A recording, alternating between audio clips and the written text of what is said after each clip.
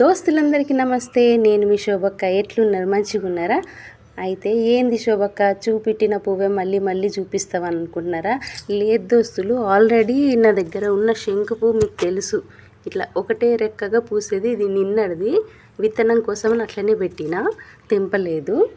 అయితే ఈ పువ్వు చూసిండ్రా ఎంత పెద్దగా పూసిందో? ఇగో 3 లేయర్స్ వచ్చినాయి. ఇగో 1 2 3 లేయర్స్ అంటే 3 రెక్కలు, అంటే ముద్దగా వచ్చిందనమాట. ఈ పువ్వు చూస్తే నిజంగానే ఇగో ఎంత ముద్దగా వచ్చిందో. ఇది చూపెడదామని నేను మీకు ఈ వీడియో ఇప్పుడు లైవ్లో తీసి చూపిస్తున్న దోస్తులు. చూడండి కదా, ఇట్లా మనం తెంపకుండా ఉంటే అది విత్తనం కడుతుంది అనమాట. చిక్కుడు గింజ విత్తనాలు ఎట్లా ఉంటే అట్లా వస్తాయి. ఈ వీడియో తీద్దామని చెప్పేసి మీకు చూపిద్దామని నేను టైం తీసుకొని మరి ఈ వీడియో తీస్తున్నాను. నచ్చితే ప్లీజ్ లైక్.